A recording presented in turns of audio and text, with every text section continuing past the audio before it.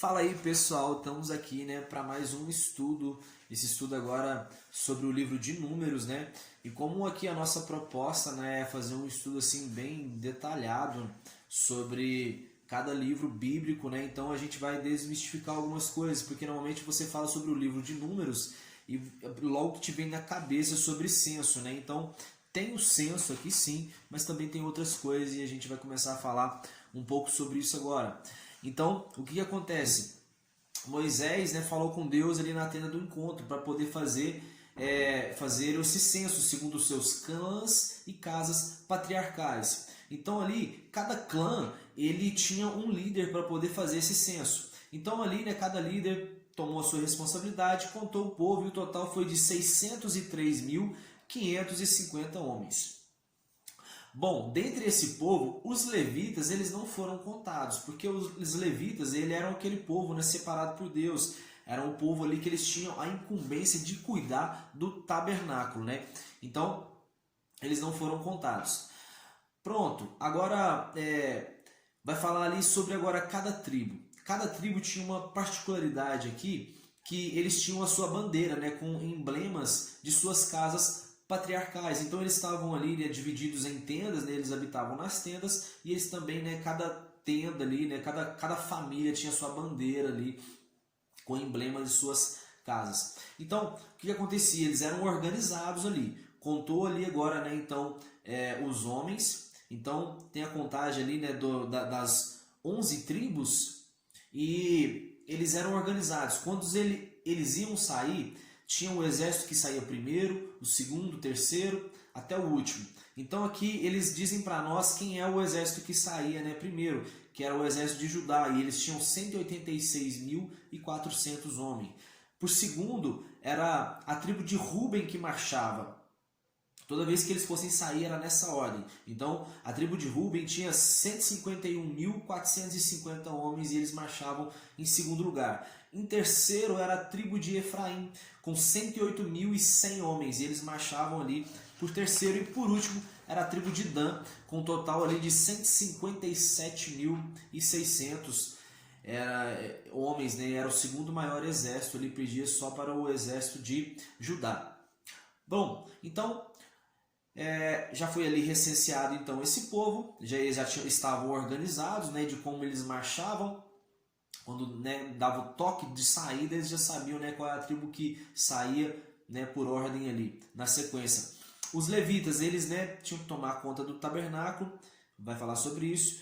E outra coisa, Deus vai deixar bem claro que os levitas, eles são os primogênitos do Senhor. Deus ele escolheu dentre todas as tribos ali os levitas como primogênitos dele. E daqui a pouco a gente vai falar mais sobre isso.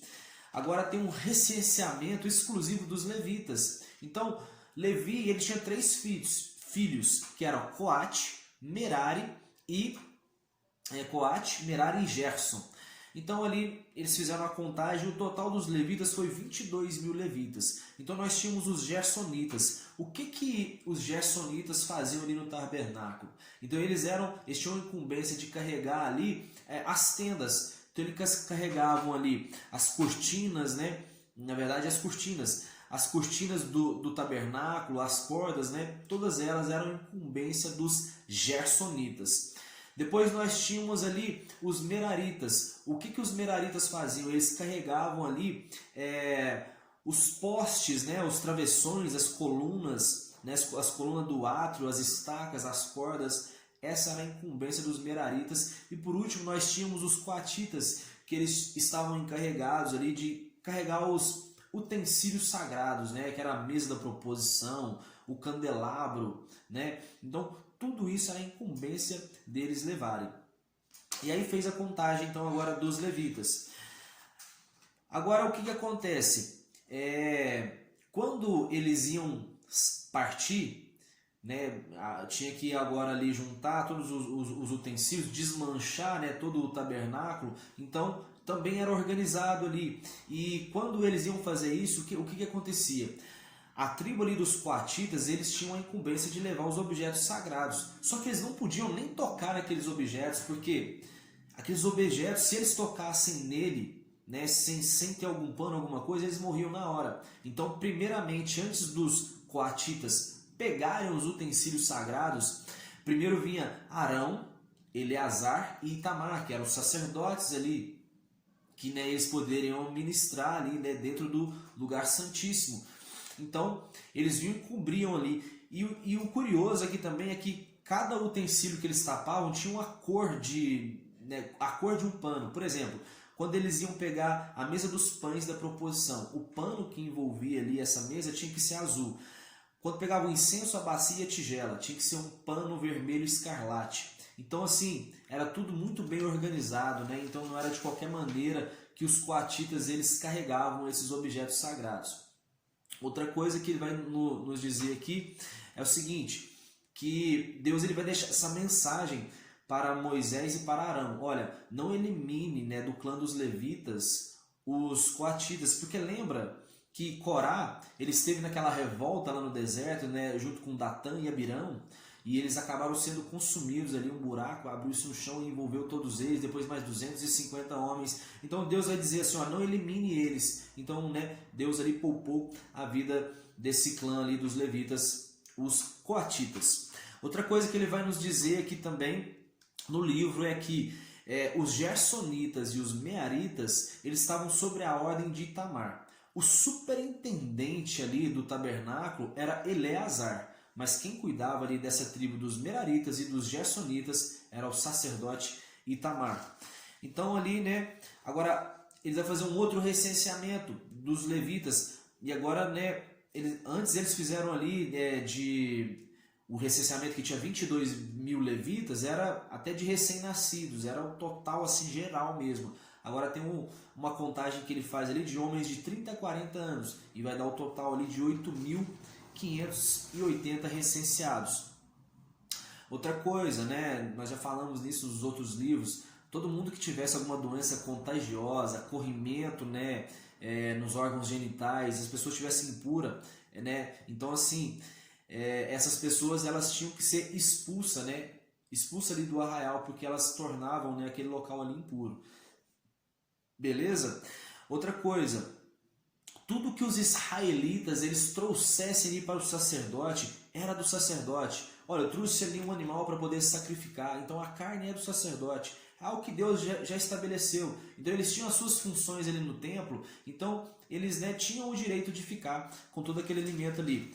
Outra coisa que vai falar aqui, que é muito interessante, vai falar sobre a oferta pelo ciúme. Então ele vai dizer assim, que se uma esposa, né, que adulterou, mas não foi pega no ato de adultério, então o marido agora, né, ficou enciumado com isso. Então o que ele vai fazer? Tinha todo um ritual para isso. Agora esse homem ele tinha que ir ali até o sacerdote, né, e conduzir a mulher. Ele ofertava por ela um jarro de farinha de cevada em favor dela. E aí, né, olha, tinha todo um ritual, que ele não podia derramar o azeite, né, nem pôr incenso sobre a farinha, porque era oferta de cereal. E o sacerdote pegava a água e colocava o pó do tabernáculo dentro dela. Por que eu estou falando tudo isso? Porque esse ritual que o sacerdote fez aqui, de pegar, né, a água e colocar o pó do tabernáculo ali dentro dela, depois isso vai se chamar as águas lustrais, e mais para frente na segunda parte a gente vai ver mais sobre isso. Mas, né, essa mulher agora levada diante do sacerdote, ela tinha que jurar ali, olha, se realmente você não cometeu nenhum tipo de adultério, então você vai beber dessa água, e essa água ela não vai fazer mal para você. Agora, se realmente você adulterou, quando você beber dessa água, as águas lustrais, ela vai secar o teu ventre. Então assim, né, a mulher ela passava ali por uma prova de fogo e ela tinha que ter certeza que ela não cometeu o ato de adultério. Outra coisa que vai dizer sobre o nazireato, o voto de nazireu. Então era algo muito sério, porque eles não podiam tomar vinho nem bebida fermentada, não podia comer nem uvas secas, né, não podia rapar a cabeça, não podia se aproximar de um morto. Se alguém morresse de morte súbita na frente deles, eles tinham que raspar a cabeça. Olha que curioso, né? Então quando a gente fala de nazireato, a gente logo lembra de Sansão, né? E ele acabou perdendo as forças ali quando ele raspou a cabeça. Mas olha que o nazireu, havia um momento que ele tinha que raspar a cabeça. Tipo, o cara tá aqui conversando numa sala de jantar, de repente o tio dele vai e morre. Morreu de uma morte súbita. Então, diante disso ele tinha que, no dia da expiação, né, ele tinha que oferecer ali, ele tinha que raspar sua cabeça para que ele se tornasse puro, né, novamente. Então, olha só, né, que coisa curiosa. No final, né, do nazireato, imagina, Sansão ele foi consagrado ali para que ele pudesse derrotar ali os filisteus. Então, assim, ele acabou não cumprindo a sua missão. Mas se ele tivesse cumprido a sua missão, né, o que ia acontecer? Ele ia passar por isso aqui, ó. No final do nazireato, olha, ele tinha que ir até a tenda do encontro, pegava um cordeiro de 1 ano, uma ovelha perfeita e um carneiro, bolos de flor de farinha, né? E o sacerdote ia fazer um sacrifício por ele. Logo após, né, o nazireu, ele rapava os seus cabelos e oferecia os seus cabelos ali como sacrifício. O sacerdote fazia tudo isso por ele. Olha só que interessante. Depois, o sacerdote ele fazia um outro ritual, melhor dizendo, né? Ele ia colocar a espada do carneiro, né, já cozidas, e um bolo sem fermento, uma torta sem fermentos, e colocava na mão desse nazireu. E ele assim apresentava a Deus. E assim, após todo esse ritual, um nazireu ele poderia tomar vinho.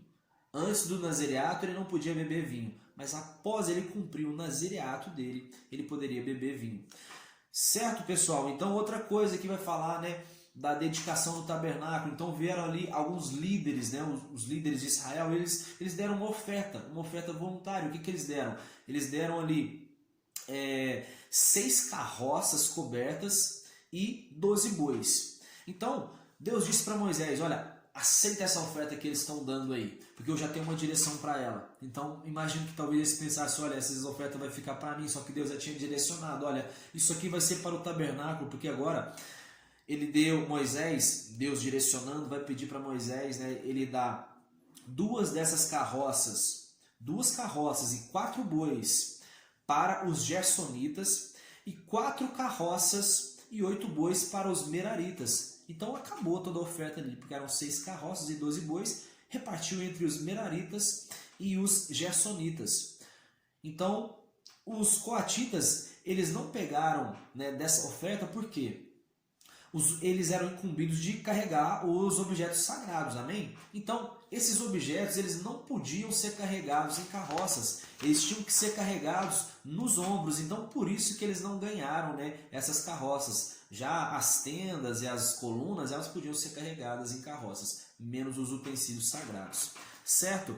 Depois tem a oferta das tribos. Então as 12 tribos eles oferecem a mesma oferta. Então depois você confere bem, né? Eles vão oferecer ali bandeja de prata, bacia de prata, vasilha de ouro, bode expiatório, carneiro, tudo isso eles oferecem aos sacerdotes. E depois uma coisa curiosa que vai aparecer no texto aqui, que a Bíblia ela vai nos relatar aqui que Moisés, quando ele conversava com Deus, a voz de Deus ela vinha ali entre as asas, né, dos querubins que estavam ali sobre o propiciatório.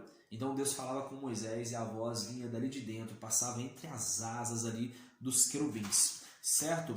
Outra coisa também, os levitas consagrados a Deus ali. Então o tempo do ministério deles, olha, a partir dos 25 anos eles serviam na tenda, mas a partir depois dos 50 anos, quando eles completavam 50 anos, aí eles estavam desobrigados de servirem ali no tabernáculo. Então eles podiam até auxiliar os companheiros, mas eles estavam desobrigados, né, de estar servindo ali no tabernáculo. Outra coisa que vai dizer também sobre a questão da Páscoa, e que se a pessoa não tivesse ali junto com os israelitas, né, não tivesse em Jerusalém, então eles ainda assim poderiam, né, participar do Pessa, né, que é uma festa obrigatória, onde eles estão sempre juntos ali, né? Todo ano é comemorado, mas se eles ainda não tivessem, se tivessem, né, impuros ou fazendo uma viagem, ainda assim tinha todo um ritual que eles poderiam, né, participar. Outra coisa, já fechando aqui já essa primeira parte, né, vai falar daquela questão da nuvem, né? Quando a nuvem ela se elevava, o povo marchava, mas quando ela parava, todo mundo acampava. Certo, pessoal? Então aqui nós terminamos, né, a primeira parte do livro de Números. Então você viu que não tem só o censo aqui, né, tem muitas outras coisas que a gente falou. E espero que vocês, né, estejam aí absorvendo muito, lendo o livro de Números junto comigo aqui. E vamos junto, que Deus abençoe cada um. Valeu, até a próxima. Tchau!